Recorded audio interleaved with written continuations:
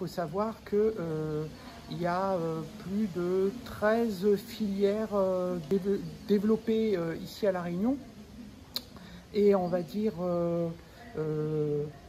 soutenues par le SICR, parce que nous sommes facilitateurs.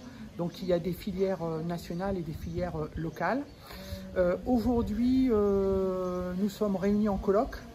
Nous avons fait le bilan de l'année 2020.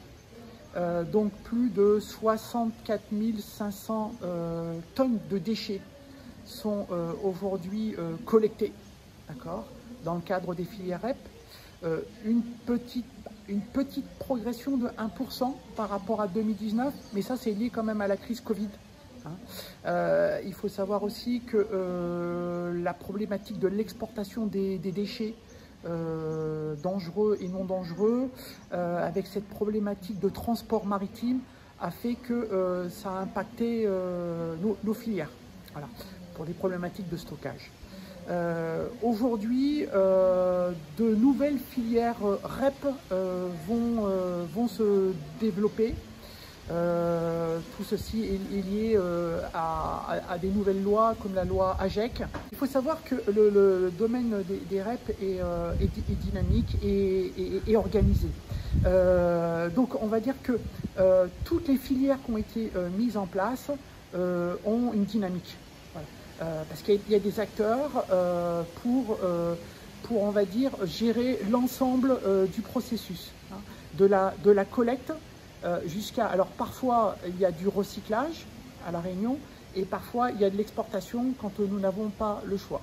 Mais chaque fois que le recyclage à La Réunion est possible, il est privilégié. Il y a des débouchés, les pneus sont découpés, on en fait des tapis de sol, il y a certains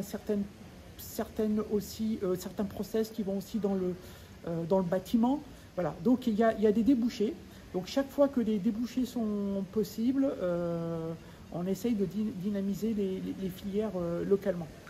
Les entreprises sont de plus en plus inscrites dans ce qu'on appelle le RSE et le respect environnemental, la transition écologique.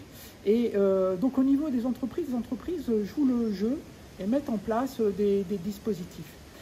Au niveau de la population, on la sensibilise alors avec de la communication. Il faut savoir que chaque filière REP communique sur son produit pour donner, on va dire, les bons réflexes.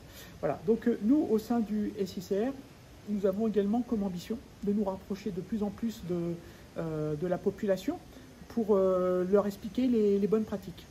Il n'y a plus rien à voir avec les premiers pas d'il y a 20 ans. Je n'ai pas connu, je suis encore trop jeune. Mais aujourd'hui, ce qu'on peut voir, c'est qu'on a beaucoup moins de déchets dans les ravines. La Réunion est beaucoup plus propre. Et je pense qu'on peut être satisfait aussi du résultat qui est obtenu, même s'il y a encore beaucoup de travail à faire, beaucoup de filiales à développer. Et le meilleur reste à faire. Aujourd'hui, nos innovations depuis l'origine, c'est d'améliorer la qualité du tri, c'est de récupérer les collectes sélectives sur le territoire du TCO, d'en récupérer la matière première, les faire valoriser, que ce soit à La Réunion ou à l'Espoir, donc en Inde ou en Europe. Alors sur les collectes sélectives, on a un petit problème à La Réunion, c'est qu'on retrouve 42% de matières qui ne sont pas valorisables dans les poubelles jaunes. Donc c'est du temps à passer pour trier des matières qu'on ne peut pas encore valoriser. Donc il faut qu'on soit attentif tous les usagers à bien trier entre les poubelles jaunes et les poubelles vertes sur le territoire des couleurs du TCO. Mais c'est important sur toute l'île de bien trier pour qu'on puisse valoriser au mieux les produits derrière nous. Pour avoir été sur le terrain et écouter un peu ce que disaient les gens, la conscience elle est là, j'ai pas de doute là-dessus. Par contre il peut y avoir de la non-connaissance aussi. Souvent j'ai entendu tout part au même endroit, alors que c'est pas vrai. Il y a quand même un centre de tri pour les poubelles collecte sélective et un enfouissement pour les ordures ménagères. Donc elles ne sont pas gérées du tout de la même manière. Donc il y a encore de l'éducation et de l'information à transmettre.